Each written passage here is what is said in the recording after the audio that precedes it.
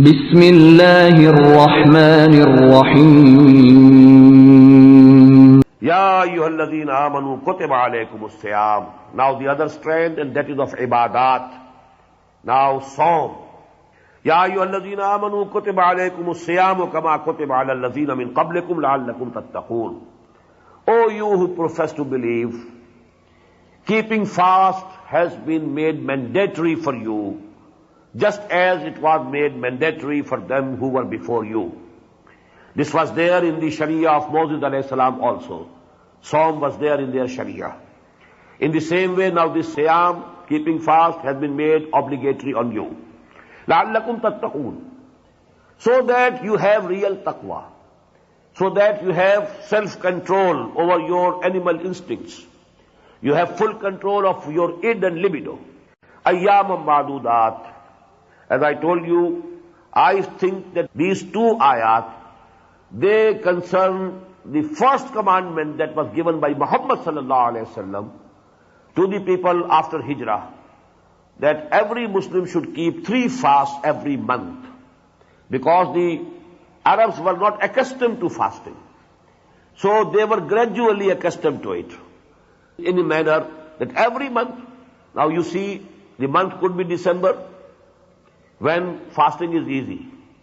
The month could be July, or August, or May, when the fasting is very difficult. 3 days every month, it becomes very easy. Different weathers, different seasons, and only 3 days. But when it is full month, it's not a simple case. It's definitely something very hard. So first order was for 3 days, 13th, 14th, 15th of every lunar month. That was the commandment. That is why the words are used, ayyamam ma'dudat. They are a few days. 30 days are not few days. 30 days are quite a big number. Ayyamam ma'dudat, only a few days, 3 days. Faman kana minkum maridan. And regarding these 3 days also, there are 2 concessions. Concession number 1, whosoever may be from amongst you ill, sick, or ala safarin, or on some travel, fa'iddatu min ayyamin ukhar. He can complete that number in other days. 3 days, he can keep the fast in that month on any other 3 dates. Number 2, وَعَلَى الَّذِينَ يُطِيقُونَهُ. And on them who has the power to keep Psalm, to keep fasting, they are not ill, they are not sick, they are not on traveling, and then they don't want to keep fast. فِدْيَةٌ طَعَامُ مِسْكِينٍ. There is a redemption for them, that they should feed one poor person. فَمَنْ تَطَوَّعَ خَيْرًا فَهُوَ خَيْرٌ لَهُ. And whosoever voluntarily does more good, well, it is good for him. If he feeds 2 or 3 or 10 or 20, well, he will get the reward on the day of judgment. If someone keeps the fast also, and also is feeding the hungry, well, he is doing it voluntarily. So there is no limit to the voluntary good deeds that a man can perform. وَأَن تَصُومُوا خَيْرٌ لَكُمْ. Now this is the persuasion. Don't avail of this number 2 concession. There is the concession, but don't avail of it. وَأَن تَصُومُوا خَيْرٌ لَكُمْ. If you keep the fast, it is better for you. إِن كُنْتُمْ تَعْلَمُونَ. If you have the real knowledge. If you know what is really good for you, what is really beneficial for you. For because fasting, that is beneficial for your ruh, for your spirit, and you need it. Why, if you have only given some charity and you have fed a few hungry people, well, that ruh will not get the food that would have given to him if you had fasted. Now comes the final commandment about the Shahr Ramadan, the month of Ramadan. Shahru Ramadan alladhi unzila fihi al-Quran. Month of Ramadan is the month in which Quran was sent down. I had already discussed it in my preliminary lecture. Quran was sent down in 2 stages. Stage number 1, from the Kitabum Mahfuz, Lawhim Mahfuz, Kitabum Maknoon, Fi Ummil Kitab, to the first heaven, to the first sky. And that was done in toto, at once, one piece. In one night, that night is Laylatul Qadr, and in 1 month, that was Ramadan. That is Inzal. Shahru Ramadan alladhi unzila fihi al-Quran, inna anzalnahu fi Laylatil Qadr. And second stage was that from there, Archangel Jibreel alayhi salatu wasalam brought down Quran bit by bit to the heart of Muhammad sallallahu alayhi wasallam. And this second stage took 22 years, beginning in the year 610 of Christian era and ending in the year 632 of the Christian era when Muhammad sallallahu alayhi wasallam died. So these are the two stages. Shahru Ramadan alladhi unzila fihi al-Quran Hudal linnasi wa bayyinati min al-huda wal furqan. And what is this Quran? The guidance for whole of humanity. Now we can very easily compare. Here we find guidance for whole of humanity. And in the beginning of this surah was guidance for the muttaqeen. Hudal lil muttaqeen. How do you correlate these both? That in itself it is guidance. It keeps and it holds. It has the guidance for the whole of humanity. But only those will be able to avail the guidance of Quran who have real taqwa in them, who are God-fearing, who want to save them, who have the real and living moral law within them. The moral sense is there. They know what is bad, what is good. They want to be good. For them only, they can only avail the guidance of this book. Hudal linnasi wa bayyinati min al-huda. And this guidance is in very clear terms. Bayyinat, self-evident. Wal furqan, and the criterion between good and bad, evil and good, between false and real. Faman shahida minkum ash-shahra falyasum. Now whosoever of you witnesses this month, he has to keep fasting throughout the month. Falyasum ho. This pronoun ho is going towards Shahr Ramadan. The whole month of Ramadan you have to keep fasting. Waman kana maridun aw ala safarin. Of the original two concessions, one has been retained, and that is why it has been repeated. Whosoever among you is ill or sick, aw ala safarin, or he is on some travel, fa'iddatu min ayyamin ukhar, he will complete the number. If the number was 30 days of Ramadan, you have to complete 30 days. If the number was that year 29 days of Ramadan, you have to complete 29 days. That number of the month of Ramadan has to be completed. The second concession is now abrogated. That is no more. But here also we find from the wisdom of the Prophet ﷺ that he has retained a very extreme cases. A man who is very sick, and he cannot keep fasting. There is fear that he may die. A person who is suffering from a disease from which there is no hope of recovery, and he cannot bear this hardship of fasting. For them, the Prophet ﷺ has retained that option, that in place of 1 day of fasting, they can feed one poor person. But not generally, not the healthy people, not the people who can go to fast. They cannot avail of this concession now. This is gone forever. يُرِيدُ اللَّهُ بِكُمُ الْيُسْرَ وَلَا يُرِيدُ بِكُمُ الْعُسْرَ. Allah intends for you ease, not difficulty. Don't be cruel to yourself. If you are suffering from fever, high fever, don't keep the fast. When Allah subhanahu wa ta'ala has given you the concession, He intends for you ease, not difficulty. وَلَتُكْمِلُوا الْعِدَّةَ. But anyhow, you have to complete the number now. That is obligatory. That number is to be completed. وَلَتُكَبِّرُوا اللَّهَ عَلَى مَا هَدَاكُمْ. And so that you glorify Allah. Rather, the word should be magnify Allah. Takbir means to make something bigger and bigger. Allahu Akbar, Allah is the greatest. So now this saying Allahu Akbar, this is takbir. But actually only saying is not sufficient. To make Allah supreme, to make the deen of Allah supreme, so that He is obeyed in all aspects of life. It is actually takbir of the Rabb. That He is really accepted as great, as the biggest, as the greatest, as the authority, as the sovereign. Sovereignty blessed with Him. So actually this is takbir. وَلَتُكَبِّرُوا اللَّهَ عَلَى مَا هَدَاكُمْ. But this takbir, after the month of Ramadan, when there is Eid, then we have special takbir. In the Salah of Eid, there are additional takbir. This takbir saying Allahu Akbar is also takbir. وَلَتُكَبِّرُوا اللَّهَ عَلَى مَا هَدَاكُمْ. And this takbir is on the guidance that Allah subhanahu wa ta'ala has given you. You should magnify Him, glorify Him on the guidance that He gave you.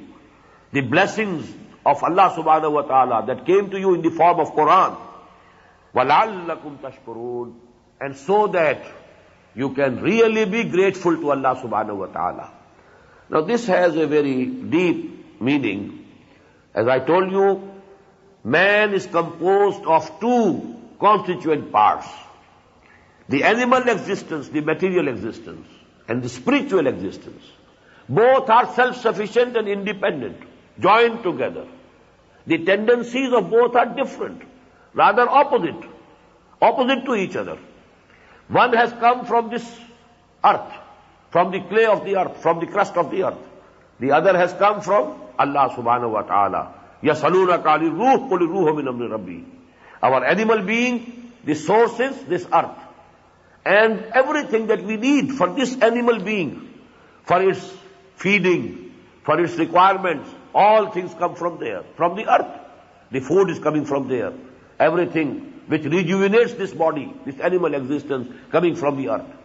And now for this ruh, something that comes from him, from whom the ruh has come. That is the only thing that can give him the strength, the real life.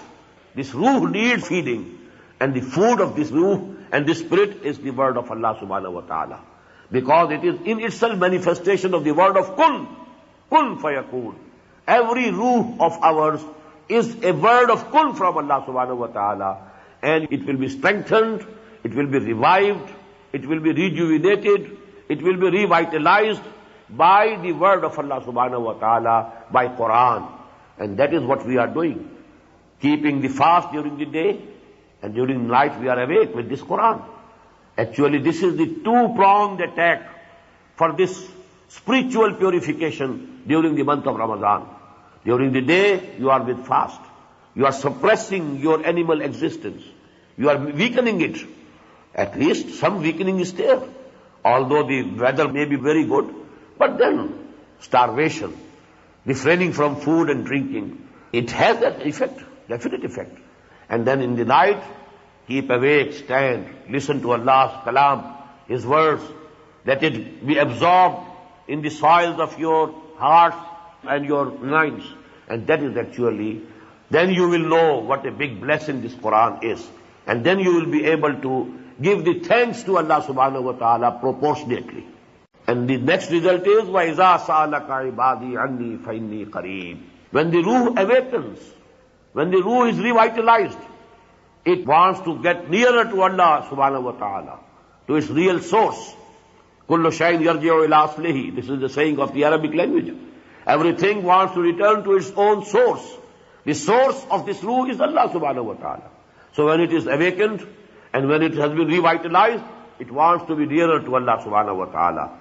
And when, O Muhammad sallallahu alayhi wa sallam, my bondsmen, ibadi, ask you about me, فَإِنِّي قَرِيبٌ. Tell them I am very near to them. I am not far off. I am very close to their hearts. I am nearer to them than their jugular veins. I am with them wherever they are. هُوَ مَعَكُمْ أَيْنَ مَا كُنْتُمْ. He is with you wherever you are. أُجِيبُ دَعْوَةَ الدَّاعِ إِذَا دَعَانِ. I respond to the invocations. I respond to the prayers, supplications of my bondsmen. إِذَا دَعَانِ. Where and when they call me, where and when they pray me, I listen to their prayers. I accept their prayers. I respond to their supplications and prayers. فَلْيَسْتَجِيبُوا لِي. Now this is the other aspect, as I told you today, that the relationship between Allah and His bondsman is two-sided. فَاذْكُرُونِي أَذْكُرْكُمْ. Remember me, I will remember you. If you mention me in your heart, remember me in your heart, I will remember you in my heart. If you mention me in a gathering, I will mention you in a much higher and better gathering. Gathering of the Malaikatul Muqarrabun. I will mention my bondsman. My such and such bondsman is mentioning me. He is remembering me. He is preaching my word. He is teaching my and conveying my message. So I will be mentioning him.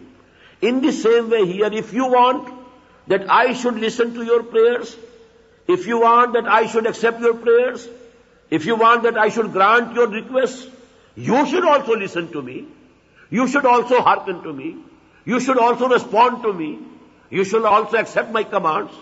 فَلْيَسْتَجِيبُوا لِي وَلْيُؤْمِنُوا بِي. So they should also listen to me. They should also respond to me. They should also have faith in me. وَلْيُؤْمِنُوا بِي لَعَلَّهُمْ يَرْشُدُونَ. So that they are led aright and they go straight to the final destination when Allah subhanahu wa ta'ala will be pleased with them. رَضِيَ اللَّهُ عَنْهُمْ وَرَضُوا عَنْهُ. There will be a mutual pleasure of both. Allah will be pleased with them and they will be pleased with Allah subhanahu wa ta'ala. Again, the two-sided bilateral relationship. رَضِيَ اللَّهُ عَنْهُمْ وَرَضُوا عَنْهُ.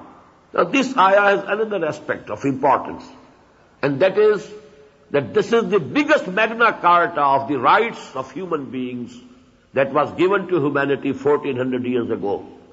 Otherwise, human beings were at the mercy of people who said to them, well, we are intermediaries between you and Allah and your God. You have to please us before you can place your applications and your prayers and your wishes and your requests to Allah, to your God. All the peers, all the pandits, all the pujaris, this is P. Everywhere you will find this word, peer, pandit, pujari, parohat, pope. All it's from P. And they have been exploiting humanity. Actually, this is the biggest exploitation. One exploitation was in the economic field through the landlords, through the feudals, through the kings. They are extracting taxes from the people. People are working hard in the fields. But when it is harvested, the lion's share is taken by the landlord or the feudal, the lord, and the biggest part goes to the king. So these were the two exploitations. The political exploitation of man and the religious exploitation of man. You have to present here something. That is why in the temple of Somnath, the amount of wealth, gold, that was gathered over there. Where from did it come? From people who had some applications, some wishes. They wanted to pray to their gods and they had to please, the custodians of that temple first. So that was actually, and Allah subhanahu wa ta'ala has freed us. क्यों खालिक व मखलूक में हाइल रहे पर्दे, पीराने कलीसा को कलीसा से उठा दो. There shouldn't be any distances between the creator and the created. They can communicate directly. You can communicate with me wherever you like. It's only you don't want to communicate with me because you have a guilty conscience, because you know you are earning haram, you are eating haram. You don't have the face to face Allah subhanahu wa ta'ala. You don't have the tongue to talk to Him because everybody knows what He is. He knows what I am. Therefore, He wants some other ways, by hook or crook. You please some peer and you place something on the grave of some waliullah and then all your wishes will be granted. So that is actually a very cunning way of exploitation that has been given an end by this ayah. وَإِذَا سَأَلَكَ عِبَادِي عَنِّي فَإِنِّي قَرِيبٌ أُجِيبُ دَعْوَةَ الدَّاعِ إِذَا دَعَانِ. You need not go anywhere to call me. You need not please anybody to call me, to be able to communicate with me. Only whenever you like, but with sincerity. Make a firm resolve. I will respond to Allah's call. I will listen to Him. I will obey Him. I will act according to His commandments. And then talk to Him. He will listen to you. He will grant your requests. وَإِذَا سَأَلَكَ عِبَادِي عَنِّي فَإِنِّي قَرِيبٌ أُجِيبُ دَعْوَةَ الدَّاعِ إِذَا دَعَانِ فَلْيَسْتَجِيبُوا لِي. The second part of this covenant should be also fulfilled. They also should listen to me, hearken to me, and they also should respond to me, and they also should have real faith in me, لَعَلَّهُمْ يَرْشُدُونَ, so that they reach the final destination of success. وَحِلَّ لَكُمْ لَيْلَةَ الصِّيَامِ الرَّفَثُ إِلَىٰ نِسَائِكُمْ. Now this very lengthy ayah, it gives final rules and regulations about the fasting in Islam. Because previously in the former Muslim Ummah, there was no sehri, no eating or drinking after you said your night prayer. For example, after Isha, no eating, nothing of the sort, till the next Maghrib, when night starts again. So the fast covered the night as well as the day. Only for a little time between Maghrib and Isha you could eat and drink and nothing else. Here, this now fasting has been reduced to only the daytime, from the dawn to the sunset. Then there was no sexual intercourse also permitted during the fasting, because the night was also included in the fast, so there could be no sexual intercourse between the husband and the wife. So these things were there as practices among the Jews. And the Muslims of Medina, they were seeing that the Psalm in the Jews has these additional limitations. So they thought that they are included in Islamic laws also, although there was no mention of it before in the Quran, either to the contrary or confirming those regulations. But some people thought that it is not lawful, it is not permissible to have sexual intercourse with their wives. But still, they were doing it. So in a way, they were betraying themselves. They were doing khiyanah with their own selves. So Allah subhanahu wa ta'ala has mentioned it first in this ayah, and then given the final rules that this is the difference between the Psalm of Islam and the Psalm of the Jews of the previous ummah. It has been declared lawful for you to have sexual contact with your wives during the nights of the fasting. The fasting is for the day, not for the night. Hunna libasul lakum wa antum libasul lahun. They are like a covering, because just as the dress, they are like dress to you and you are like dress to them. This dress covers our body. So actually the intimacy between the dress and the body, so that has been referred to by this simile. They are like dress to you and you are like the dress to them. Hunna libasul lakum wa antum libasul lahunna. So this close affinity and proximity. Alim Allahu annakum kuntum takhtaruna anfusakum. It's in the knowledge of Allah subhanahu wa ta'ala that you were committing khiyanah with yourselves. You were betraying yourselves. You thought that this sexual intercourse is contrary to this psalm, and still you were doing it. Only a few might have been doing it, but Allah subhanahu wa ta'ala, mentions it, because with reference to that, He is now giving the final rules about the psalm in Islam. Fataba alaykum. So Allah subhanahu wa ta'ala has accepted your tawbah. He has relented towards you. He is lenient towards you. Wa'afa ankum, and He has forgiven you. You have done a mistake, committed a mistake. You shouldn't have done this. Although you didn't know it for sure that it is haram. But you thought that it is haram and still you are doing it. So actually you are betraying yourself. You are doing khiyana, dishonesty with your own self. Now Allah subhanahu wa ta'ala has relented towards you and He has accepted your tawbah and He has forgiven you. فَالْآنَ بَاشِرُوهُنَّ. Now you can have contact with them. وَابْتَغُوا مَا كَتَبَ اللَّهُ لَكُمْ. And try to get what Allah subhanahu wa ta'ala has ordained for you. Now this sexual intercourse, the result is offspring, the result is taskin, litaskanu ilayha, everything that is contained in it. Allah subhanahu wa ta'ala has not gone into details. But whatever Allah subhanahu wa ta'ala has ordained for you in this contact between the spouses, you can get it, you can have it. فَالْآنَ بَاشَرُوهُنَّ وَابْتَغُوا مَا كَتَبَ اللَّهُ لَكُمْ وَكُلُوا وَاشْرَبُوا حَتَّى يَتَبَيَّنَ لَكُمُ الْخَيْطُ الْأَبْيَضُ مِنَ الْخَيْطِ الْأَسْوَدِ مِنَ الْفَجْرِ. And you can keep on eating and drinking till the white thread of the morning of the dawn becomes evident to you from the black thread of the night. This is again an expression for the dawn, when that whiteness appeared on the horizon. It's like a thread separating the horizon. When white thread of the dawn becomes evident to you from the black thread of the night. Summa atimmu siyama ila al-layl. Now when dawn has appeared, stop eating, stop drinking. Now till the sun setting, till the coming of the night, you have to complete this psalm. Now all the restrictions are there. No eating, no drinking, no sexual contact, nothing of the sort. All things prohibited. وَلَا تُبَاشِرُوهُنَّ وَأَنْتُمْ عَاكِفُونَ فِي الْمَسَاجِدِ. An additional limitation. And that is when you are mu'takif. What is i'tikaf? To confine yourself to the limits of a masjid, an area, but not the whole of masjid, where really prayers are held.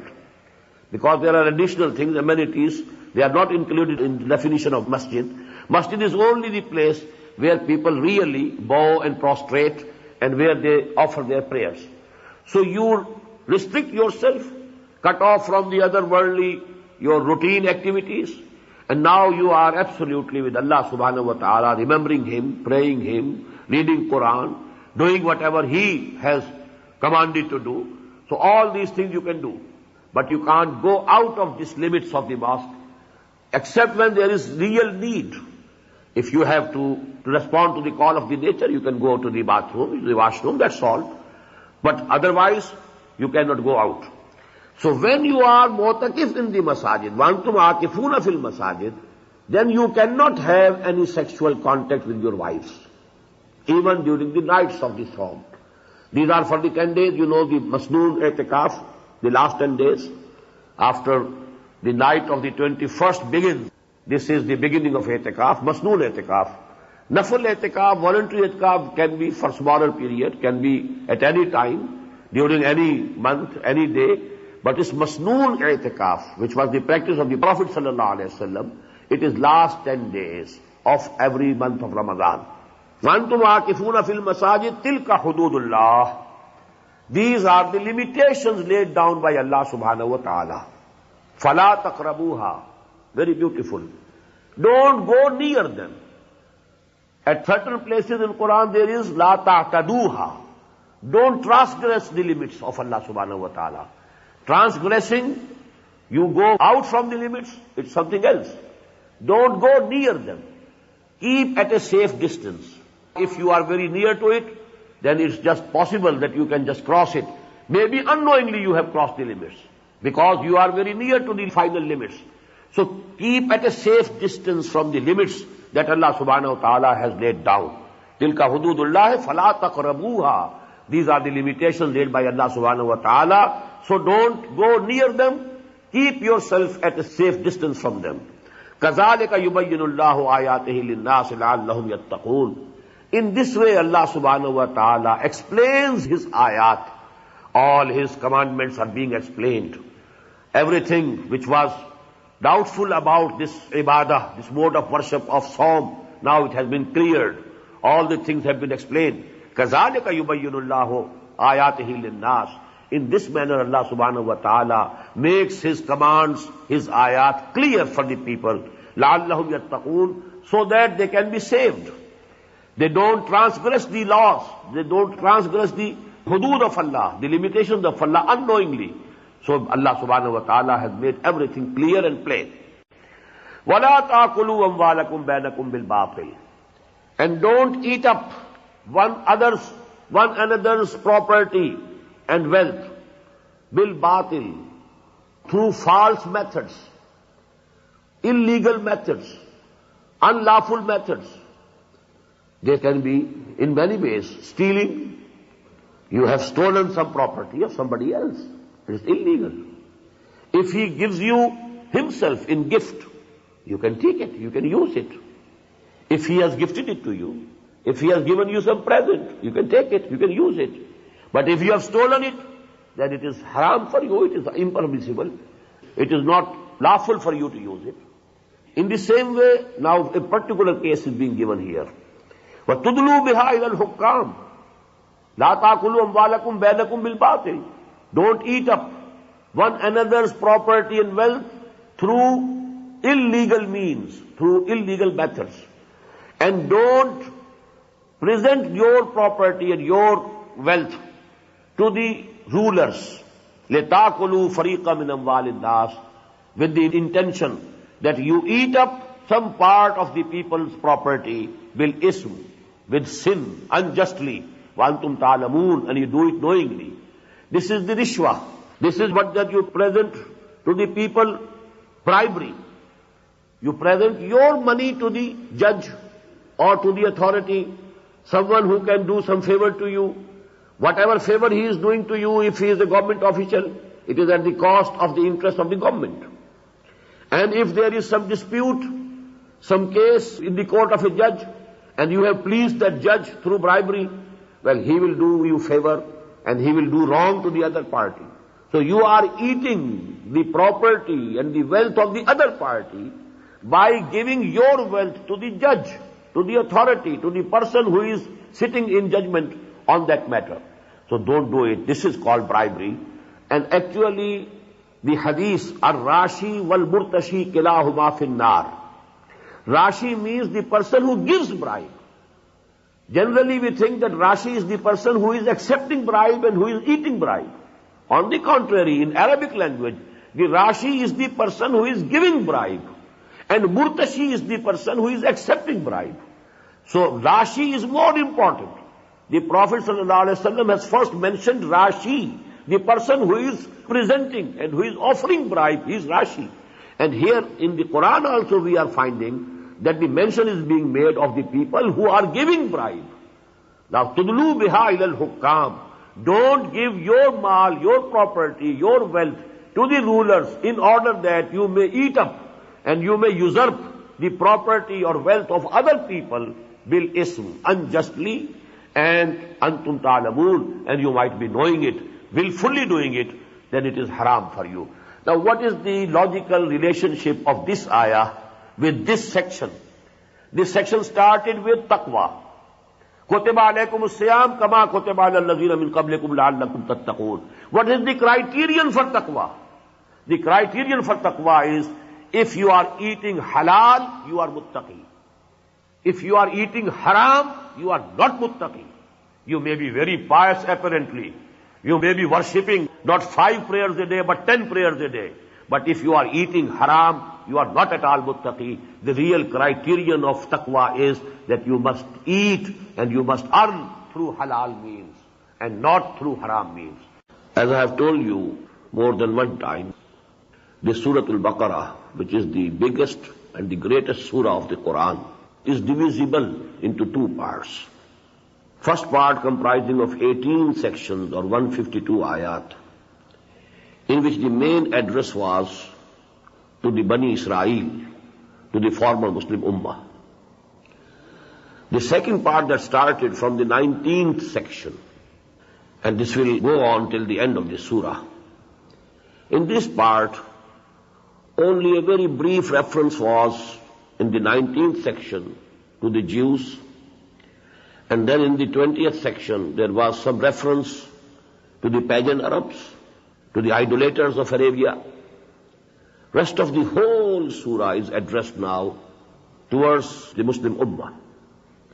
And there are 4 threads of subjects or topics which are interwoven. That is why we feel they are broken, but they are not broken. Actually, the threads are continuous. The 4 threads are 2 concerning the Sharia of Muhammad sallallahu alaihi wasallam. And here we'll find that the blueprint of the Sharia of Muhammad sallallahu alaihi wasallam, the divine law of Islam, that is prepared in this part of the surah. But the Sharia contains 2 parts. Firstly, ibadat, modes of worship. We'll find a brief reference to prayers, salah, then the detailed discussion about Psalm we have studied last night. Today we are going to study very detailed discussion about Hajj and its rites and rituals. The second is muamalat, the social affairs of the community. A few references have already come regarding the law of equitable retribution in cases of murder, regarding inheritance, the preliminary instruction about inheritance, and so on. But now you will see in the sections that we will be studying today, repeatedly, the ayat will start, Yasalunak, Yasalunak. O Muhammad sallallahu alayhi wa sallam, they are asking you. They are asking you about the orphans. They are asking you about wine. They are asking you about gambling. Asking you about the menstruation, the period of women, etc., etc. Because, you know, it was a society of the Muslims, their own society. And now all the rules and regulations are being given. And there was an urge in the people themselves to know what we should do. So question after question, and we shall be getting the answers. The other 2 strands or threads of the topics, they are the 2 aspects of jihad fi sabilillah. And here we find that the jihad now has converted into qital. For 12 long years at Makkah it was jihad. It was not an armed conflict. It was jihad bil Quran, wajahidhum bihi jihadan kabira. But now this jihad has turned into qital, going to war for the cause of Allah, fighting the kuffar who were obstructing the way of Muhammad sallallahu alaihi wasallam. So qital fi sabilillah. And for qital you always need funds, money. Because for the armor also and all the other needs for going to war, you need money. So infaq fi sabilillah. These two strands, qital fi sabilillah, infaq fi sabilillah. And these four strands are wound round each other or interwoven, and we shall find that once one subject is discussed, then the second one, then the third one, then the fourth one, and so on. So they seem to be interrupted, but actually they are continuous. يَسْأَلُونَكَ عَنِ الْأَهِلَّةِ. Here, the same question. They are asking you, O Muhammad sallallahu alaihi wasallam, about the new moons. قُلْ هِيَ مَوَاقِيتُ لِلنَّاسِ. Tell them, they are for reckoning the periods of times for the people. This is the calendar, the natural calendar that Allah subhanahu wa ta'ala has given to whole of humanity. Citing the moon, you can see whether half of the month has passed or the third of the month has passed. So it is actually the natural calendar that Allah subhanahu wa ta'ala has provided. قُلْ هِيَ مَوَاقِيتُ لِلنَّاسِ وَالْحَجِّ. And especially because Hajj was the most important phenomenon in Arabia. And it was performed in definite months on definite dates. So this importance of the calendar was mostly for Hajj. وَلَيْسَ الْبِرُّ بِأَنْ تَأْتُوا الْبُيُوتَ مِنْ ظُهُورِهَا. And this is no charity, this is no virtue, that you enter your houses from the backs. It was a wrong practice of the Arabs of Makkah, that once they took to ihram for Hajj, and they came out of their houses, now if there was some need to go back, they thought that we can't now enter our homes from the front doors. So they used to climb behind walls and then jump into the houses. Because we are now in ihram, we can't enter our houses. So this was actually their own self-made ideas. So Quran is telling it has no basis. وَلَيْسَ الْبِرُّ بِأَنْ تَأْتُوا الْبُيُوتَ مِنْ ظُهُورِهَا. There is no virtue that you come to your houses from their backs. وَلَكِنَّ الْبِرَّ مَنِ اتَّقْوَى. The real virtue, the real charity of the person who has real taqwa, who is really pious, who is really God-fearing, who really wants to save him from all evil. وَاتُوا الْبُيُوتَ مِنْ أَبْوَابِهَا. No harm if you have taken to ihram, but if there is need to return to your homes, you can enter your homes through the front doors. وَاتَّقُوا اللَّهَ لَعَلَّكُمْ تُفْلِحُونَ. But have taqwa of Allah, have regard of Allah subhanahu wa ta'ala, so that you can prosper. And now with the just mention in one ayah, we find the discussion of qital fi sabilillah. What's the logical relationship? Hajj could be performed only at Makkah, and Makkah was under the control of the non-believers, the mushrikeen, the kuffar. So it had to be liberated. And for getting Makkah liberated from the clutches of the kuffar, Muslims had to go to war. There's no other way, no alternative, no possible method. That is why just mentioning Hajj, and then Allah subhanahu wa ta'ala switches towards qital fi sabilillah, and then detailed discussion about Hajj will follow. وَقَاتِلُوا فِي سَبِيلِ اللَّهِ الَّذِينَ يُقَاتِلُونَكُمْ. And go to war, fight those in the cause of Allah who are fighting you. وَلَا تَعْتَدُوا. But don't transgress the limits of decency, the limits of morality that must be kept. There are laws in Islam. You are not free to do whatever you like to do against your enemy. You can't kill the old people, the sick people, the women. You can't burn trees. You can't burn the fields, the harvest, no. So you have to observe the rules and regulations based on moral law. وَقَاتِلُوا فِي سَبِيلِ اللَّهِ الَّذِينَ يُقَاتِلُونَكُمْ. This is the first ayah, mentioning and so prescribing qital fi sabilillah to the Muslims. وَلَا تَعْتَدُوا. But don't transgress the limits. إِنَّ اللَّهَ لَا يُحِبُّ الْمُعْتَدِينَ. Verily, Allah doesn't like those who transgress the limits. وَاقْتُلُوهُمْ حَيْثُ ثَقِفْتُمُوهُمْ. Kill them wherever you find them. These are very strong words. Because actually, they had done all persecution to the Muslims for at least 8 years. They had turned out from Makkah. They had to leave their homes and hearts. They had to leave their families at the mercy of the wolves of Makkah. So actually, now the Muslims had every moral right to retaliate. Up till that time, they were stopped by Allah subhanahu wa ta'ala not to retaliate. That's a different issue. It's the wisdom of the revolutionary process of Muhammad sallallahu alaihi wasallam. But now that phase has started, so don't hesitate in killing. This is necessary. Just as a surgeon, he cuts off the arm or the leg of a person because it has become venomous. If you don't cut it off, maybe the whole body goes. So here actually, وَاقْتُلُوهُمْ حَيْثُ ثَقِفْتُمُوهُمْ, kill them wherever you find them. وَأَخْرِجُوهُمْ مِنْ حَيْثُ أَخْرَجُوكُمْ, and turn them out from where they have turned you out. They have turned you out from Makkah, you turn them out from Makkah. وَالْفِتْنَةُ أَشَدُّ مِنَ الْقَتْلِ, and fitna is worse than qatl. Why it is being said? Because there are some people, and there were some people, and there will always be some people, good-natured or weak in personality, who say it's no good going to war, it's, shedding blood is no good. We should refrain as much as we can. So here Allah subhanahu wa ta'ala is telling them, no. Well, fitna to ashaddu min al-qatl. Fitna is worse than qatl, worse than killing or murdering. What is fitna? Fitna primarily means persecution. Because the kuffar had been persecuting the Muslims, they had been beating them. So actually now, they deserve it. Number two, every condition in which a mu'min, if he is placed in that environment, he feels difficulty to practice Islam, it is fitna. The whole system, political, socio-economic system, which is not based on Islam, which is not under the sovereignty of Allah subhanahu wa ta'ala, it is fitna, it is fasad, it is rebellion against him. So, وَالْفِتْنَةُ أَشَدُّ مِنَ الْقَتْلِ وَلَا تُقَاتِلُهُمْ إِنَّ الْمَسْجِدِ الْحَرَامِ, but don't go to fight against them near the sacred mosque. You have to keep the sanctity of the Baytullah. حَتَّى يُقَاتِلُوكُمْ فِيهِ, till that time that they go to war against you near that mosque. If they themselves injure the sanctity, now then you are also free to retaliate.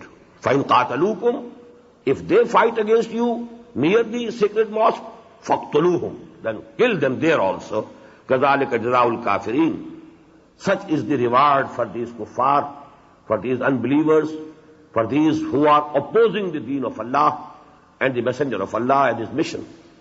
فَإِنْ انْتَهَوْا, then if they change their attitude, فَإِنَّ اللَّهَ غَفُورٌ رَحِيمٌ, that is, they also submit before Allah, submit before his messenger Muhammad sallallahu alaihi wasallam.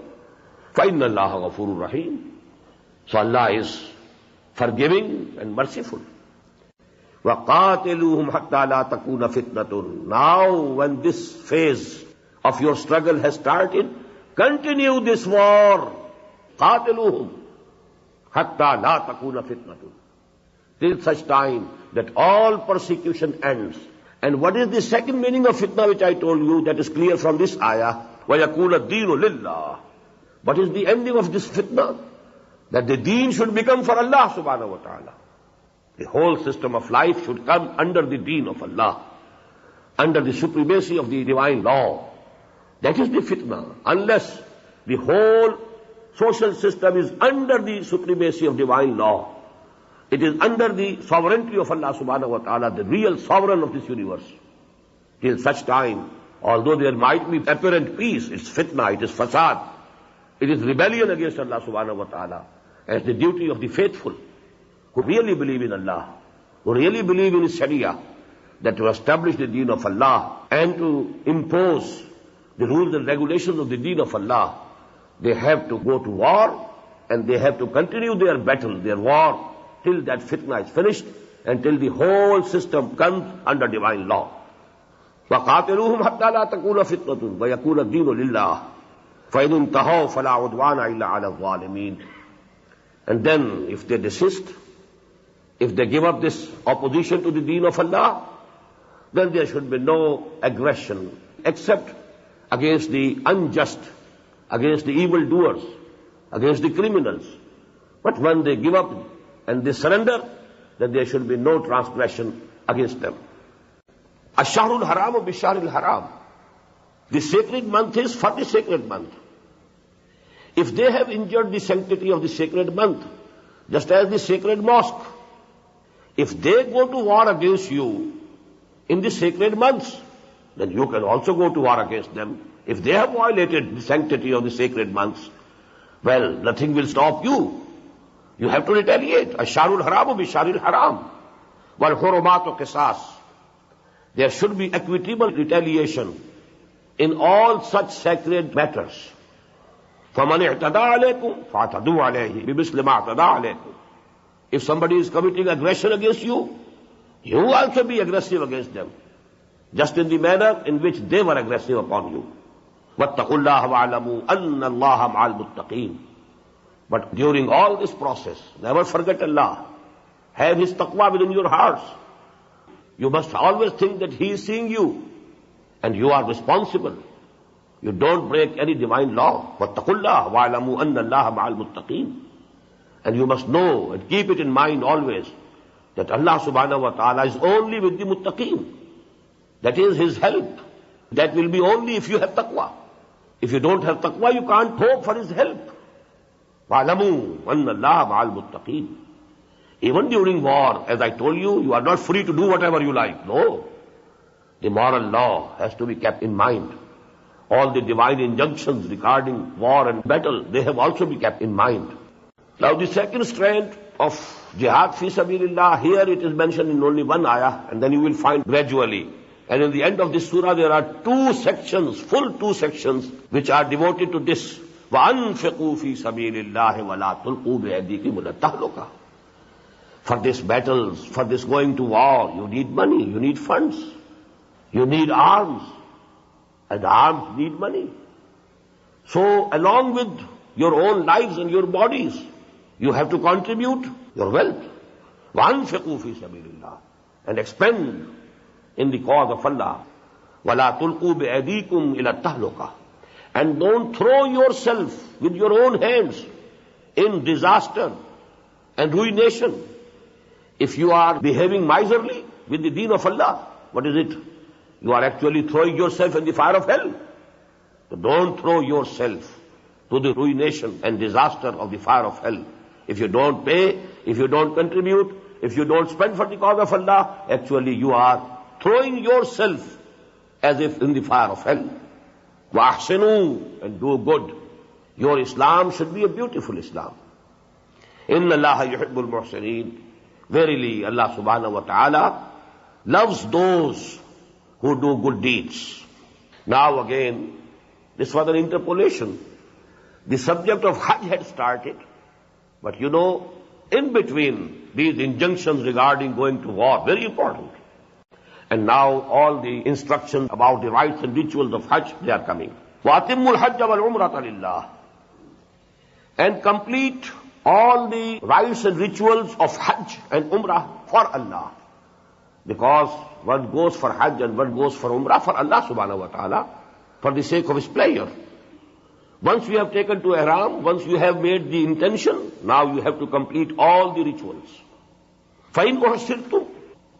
If you are obstructed, if you are prevented, somebody in the way stops you, you can't go to the Makkah Mukarramah.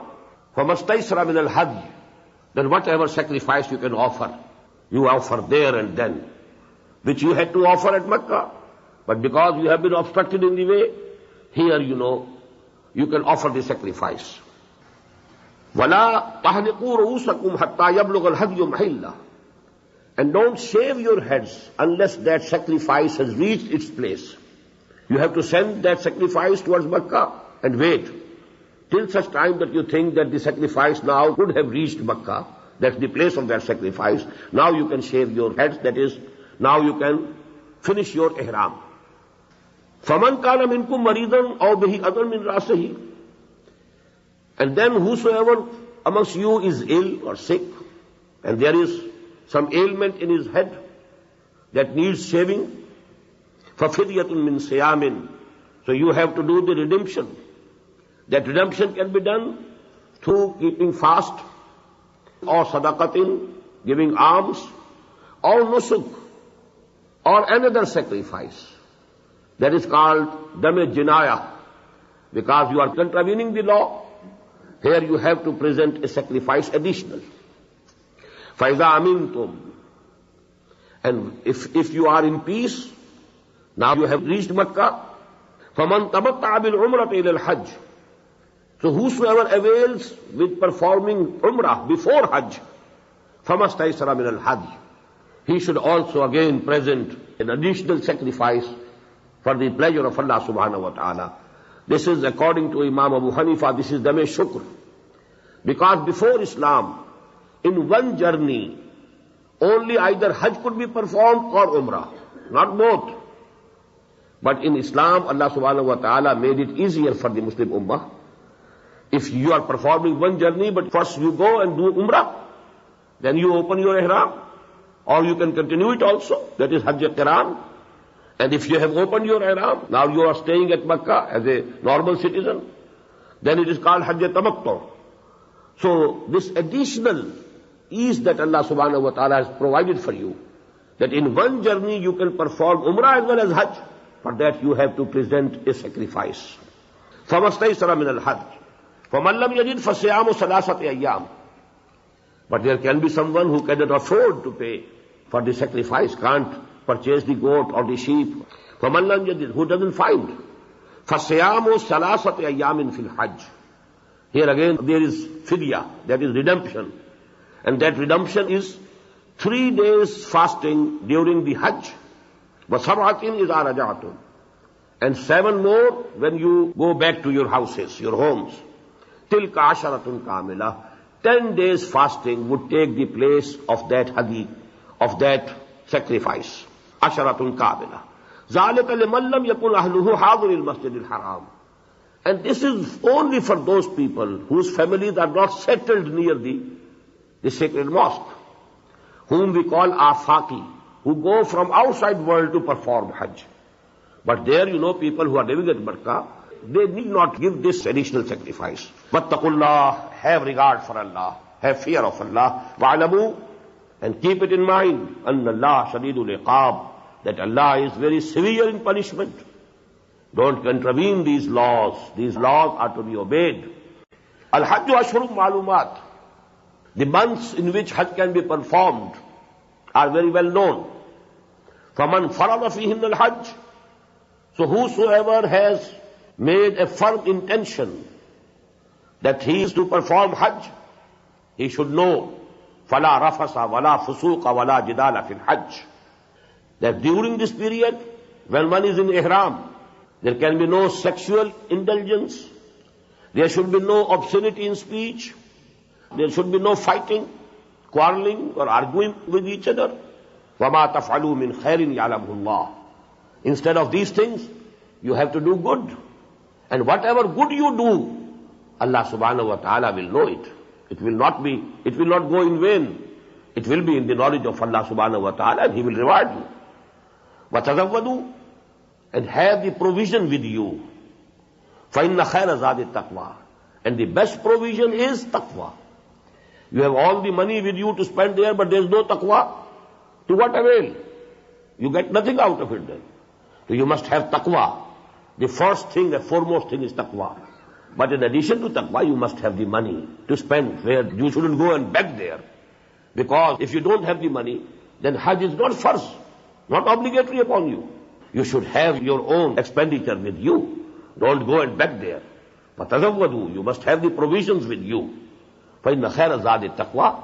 And of all the provisions, the best is taqwa. That is the must. That should be the foremost. وَاتَّقُونِ يَا أُولِي الْأَلْبَابِ. O people of understanding, have my taqwa. That is the last warning of Allah subhanahu wa ta'ala. لَيْسَ عَلَيْكُمْ جُنَاحٌ أَن تَبْتَغُوا فَضْلًا مِّن رَبِّكُمْ. There will be no sin upon you if you want to get the bounty of Allah subhanahu wa ta'ala. What does it mean? If you are going for Hajj and you take some merchandise with you, you sell it there, you earn some money, some profit. It's not haram, it's not forbidden. You can do it. لَيْسَ عَلَيْكُمْ جُنَاحٌ أَن تَبْتَغُوا فَضْلًا مِّن رَبِّكُمْ فَإِذَا أَفَضْتُم مِّنْ عَرَفَاتٍ. And when you return from Arafat, فَاذْكُرُوا اللَّهَ عِندَ الْمَشْعَرِ الْحَرَامِ. Then make zikr of Allah remember Allah in the Mash'ar al-Haram, that is Muzdalifah. I can't go into detail. When we return on the 9th of Dhul Hijj, that is the Yawmul Arafah, then in the evening they return. And the night is passed as Muzdalifah. And we reach Mina back at the morning of the 10th. That is Muzdalifah, Mash'ar al-Haram. وَاذْكُرُوهُ كَمَا هَدَاكُمْ. And you must remember Allah subhanahu wa ta'ala as He has taught you. Not on your own. Allah subhanahu wa ta'ala has taught you how to offer prayers. Allah subhanahu wa ta'ala through His messenger has taught you the method of zikr. وَاذْكُرُوا اللَّهَ كَمَا هَدَاكُمْ. Don't invent yourself new methods of zikr. Allah subhanahu wa ta'ala has already given you the guidance how to remember Him. وَإِن كُنْتُم مِّن قَبْلِهِ لَمِنَ الضَّالِّينَ. Verily, before this time you were from those people who have gone astray. You had just forgotten the real spirit of Hajj before Islam. The Hajj was continuing, but the spirit of Hajj was no more there. ثُمَّ أَفِيضُوا مِنْ حَيْثُ أَفَاضَ النَّاسِ. Then you should return from where the other people return. Because the Quraysh, they had made it a separate thing for themselves, that only the other people should go to Arafat. They kept staying at Mina. All the 5 days of Hajj, they were at Mina. They didn't go to Arafat. It's very hard going to Arafat, coming back from Arafat. The 1-day journey, it's very hard. They said it is for other people who come from outside. We are the custodians of Kaaba. We need not go outside Haram. So they remained at Mina. Here Allah subhanahu wa ta'ala says, no. ثُمَّ أَفِيضُوا مِنْ حَيْثُ أَفَاضَ النَّاسِ. You have also to return from the same place, from where the other people return. وَاسْتَغْفِرُوا اللَّهِ. And ask for the forgiveness of Allah subhanahu wa ta'ala for your mistake, for your misdeed, that you had concocted yourself some ideas. Inna Allah ghafurur rahim. Verily, Allah subhanahu wa ta'ala is forgiving and merciful. فَإِذَا قَضَيْتُم مَنَاسِكَكُمْ. And when you have completed all your rituals, فَاذْكُرُوا اللَّهَ كَذِكْرِكُمْ آبَاءَكُمْ. Now 2 or 3 days stay at Mina. That is for zikr of Allah. And here now, فَاذْكُرُوا اللَّهَ. Now remember Allah subhanahu wa ta'ala. كَذِكْرِكُمْ آبَاءَكُمْ وَأَشَدَّ ذِكْرًا. As you used to remember your forefathers. Rather more strongly, you should make the zikr of Allah, not of forefathers. They have gone back. They have passed. تِلْكَ أُمَّةٌ قَدْ خَلَتْ لَهَا مَا كَسَبَتْ وَلَكُمْ مَا كَسَبْتُمْ. It was the practice of the Quraysh that they used to praise their forefathers. But here the praise is for Allah subhanahu wa ta'ala. Now you don't praise your forefathers, you praise Allah. Make zikr of Allah. فَاذْكُرُوا اللَّهَ كَذِكْرِكُمْ آبَاءَكُمْ وَأَشَدَّ ذِكْرًا. فَمِنَ النَّاسِ مَنْ يَقُولُ رَبَّنَا آتِنَا فِي الدُّنْيَا وَمَا لَهُ فِي الْآخِرَةِ مِنْ خَلَاقٍ. Very important. There are among the people who say, even in Hajj, they pray to Allah subhanahu wa ta'ala and say, رَبَّنَا آتِنَا فِي الدُّنْيا. Oh Allah, give us everything in this world. All their prayers are concerning this world. Give us wealth, give us money, give us sons, give us this thing, give us that thing. All of this world.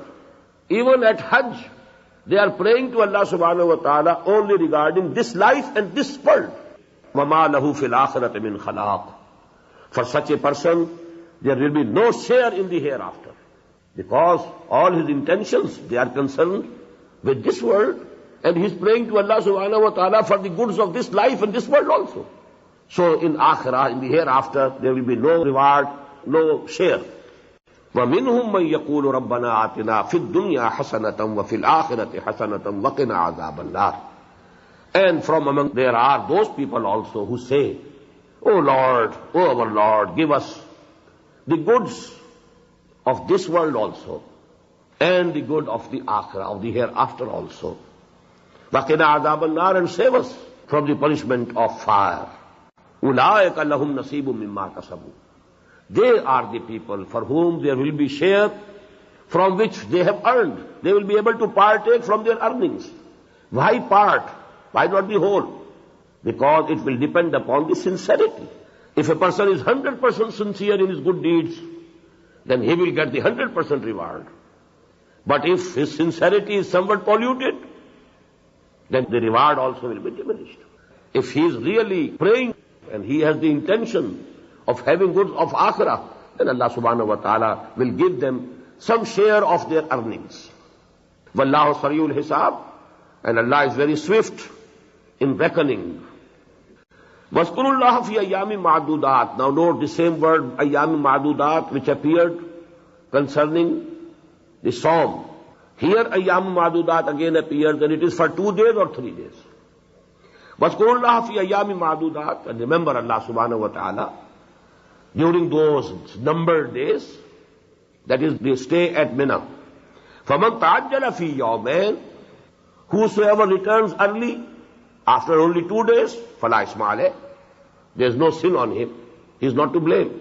وَمَنْ تَأَخَّرَ, who delayed for 1 day, فَلَا إِثْمَ عَلَيْهِ, there is no sin on him also. لِمَنِ اتَّقَى, provided they have taqwa. Otherwise you might be staying for a month over there. But if there is no taqwa, to what avail? To what use? Nothing. So if you have taqwa, if you have stayed for 2 days, it's okay. If you have stayed for 3 days, okay. But if you don't have taqwa, you might have stayed there for a month of no avail. وَاتَّقُوا اللَّهَ وَاعْلَمُوا أَنَّكُمْ إِلَيْهِ تُحْشَرُونَ, and have regard for Allah. Fear Him. Fear that you will have to explain everything to Him on the day of judgment. وَاعْلَمُوا, and keep it in mind, أَنَّكُمْ إِلَيْهِ تُحْشَرُونَ, you will be gathered before Him.